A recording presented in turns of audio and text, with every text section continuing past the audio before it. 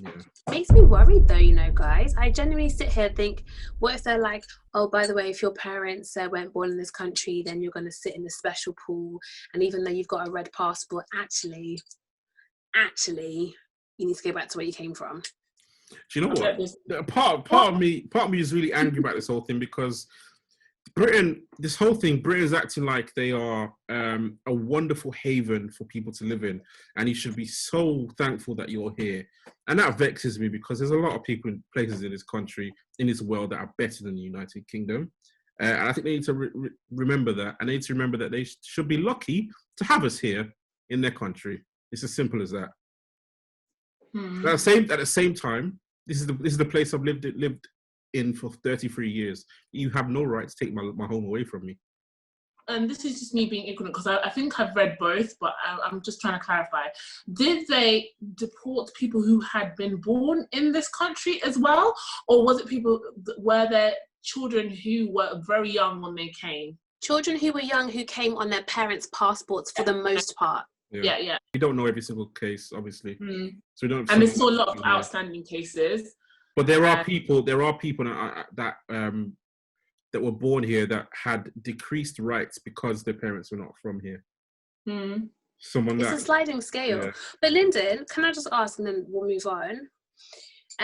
You said you've lived here for 33 years and it's only home, but do you feel like this is your home here? Because I can tell you, I definitely don't.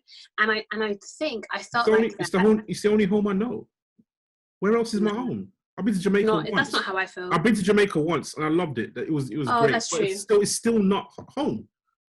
Your family, all my friends, majority of my friends are in the United Kingdom.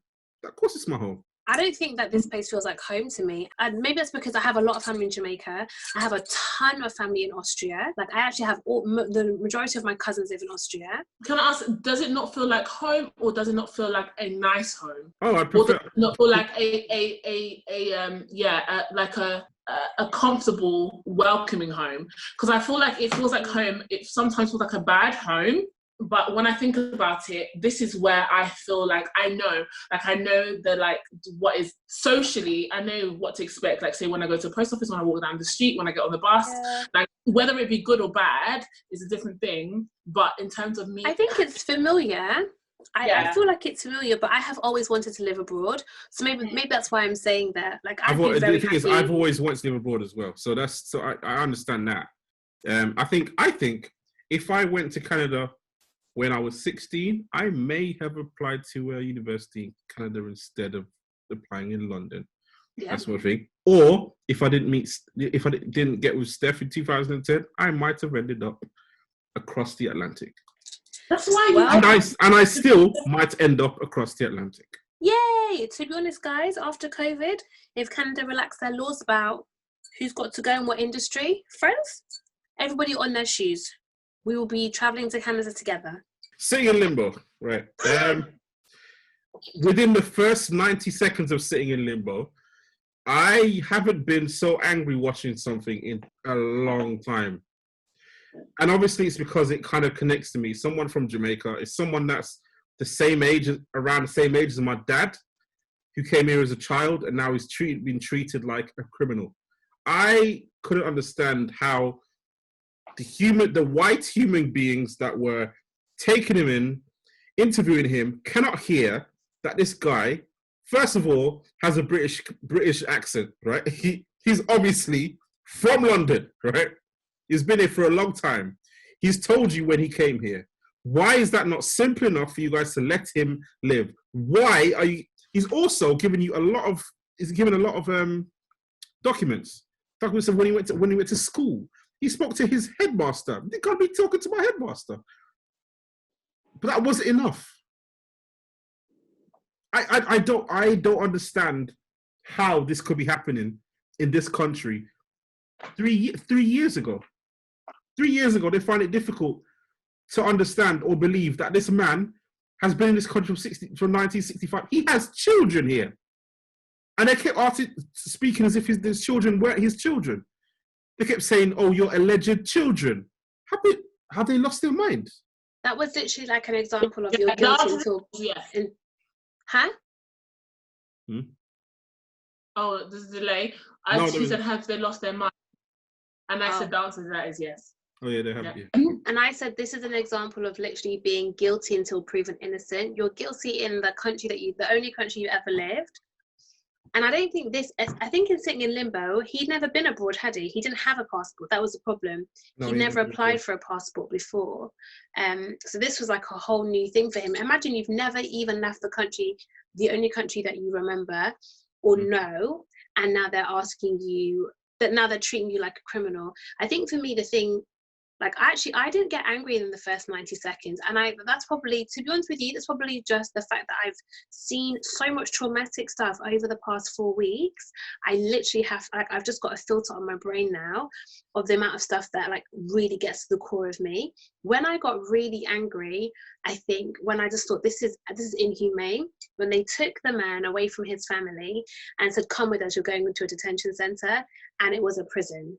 Mm-hmm. And I just didn't expect it, and I know people who have had this experience happen to them, not because of the Windrush, but because they're younger. Perhaps their parents came here. They're from different Caribbean countries, different African countries, and actually they have been taken literally in the middle of the day, middle of the night, to a detention center. And I just think in my mind, I thought a detention center would be like, I didn't think it would be a prison. They locked him up and treated him like an actual prisoner. And I'm sure the detention center was just like an old prison. I'm sure the guards were prison guards, treating him like somebody who had committed a crime. And that really broke my heart. I thought that was disgusting. It shot right to my soul from the start. And the only part that I felt to celebrate a little bit was when he said, F this effing country.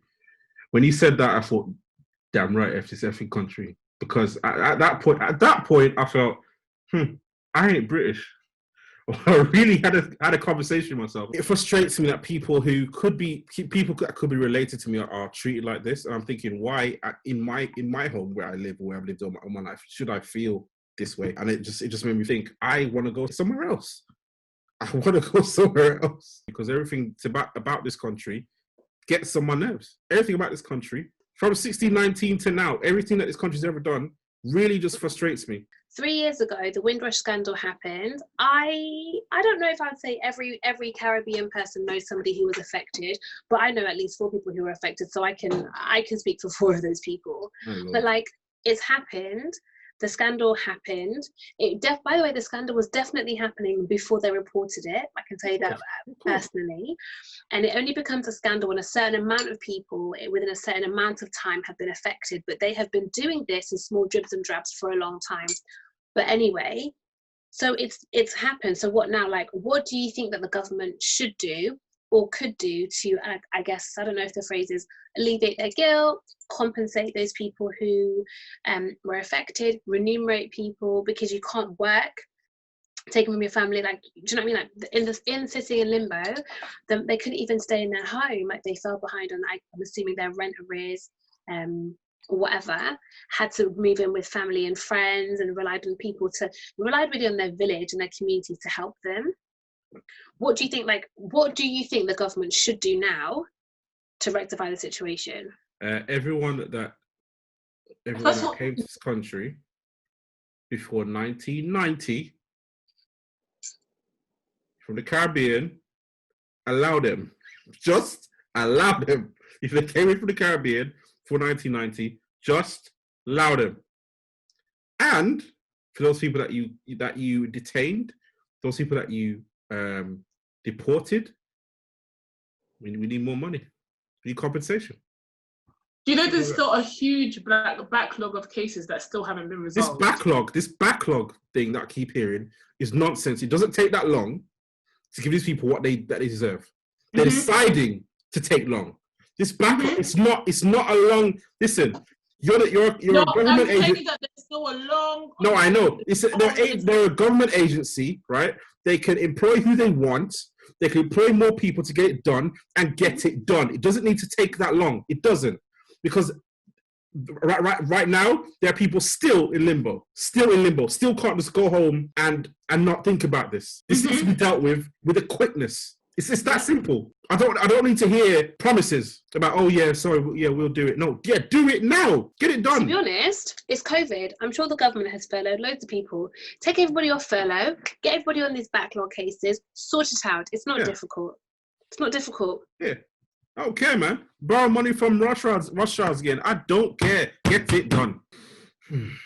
Why do you think that there's been so few amount of people who've received their compensation? I know why, but please tell the listeners, because I want to know. Why are the British government being slow about giving people their money? I mean, well, it like I said, it doesn't take long. Everything's digitized. It's really, you know, government agencies in this country really upset me because all of them are long and all of them take long doing everything. And all of them like to take your money every second. I just don't have the mental. It's true. They'll take your council tax in a heartbeat. Friend, they'll take it on a Sunday if they can. They'll even emergency tax you just to make sure. Just in case. Just in case. Just to make sure they take everything, so then they can be okay. Whew, we've got our money. Now we're gonna take. We're gonna wait a while. You need to say. I mean, if you follow this all the way through, which I will always do, but it's not a good thing because it just makes me even angrier. You need to say the same set people that you enslaved, the same set people that you paid other people to free, those people that you asked to help your country, now you're being long giving them money that they're owed. Now, there's no excuse for it. There's no excuse for it. Nope. And we need more people in Parliament that are black talking with their chest at the Home Office. In fact, put them in the Home Office, walking around the cubicle saying, have you done it? How many people you paid today? It's not enough. That's what they need to do. Hashtag Lyndon for local MP. No, absolutely. If you can find people who haven't paid their TV license and you didn't even know that they bought a TV, you can tell me who came here and who deserves to be here. Hold on. Hold on. They found those people, detain them. So how easy do you think it is to find them again and pay them and say sorry? Friend, that's the question. Well, we know the answer, but you know what? Shameless. Dragging their feet. That's all they do. Dragging their feet. Just even, I don't know if we're in conclusion, but the review made it very clear, the review that was commissioned made it very clear that the Windrush Scandal was not an accident. So just in case you think we're biased, the conclusion, and everybody that's seen the review can tell that this was not an accident. This was not just, oops, this happened. So they just need to hurry up. With the same intent they put together to harass these people who had every right to be here, they need to use that same vigor and energy to rectify the situation. 4 or 5 officers for one man. Like he's a terrorist. Busting down his door like he's a Listen. Right. This country's got so much to answer for. Anyway.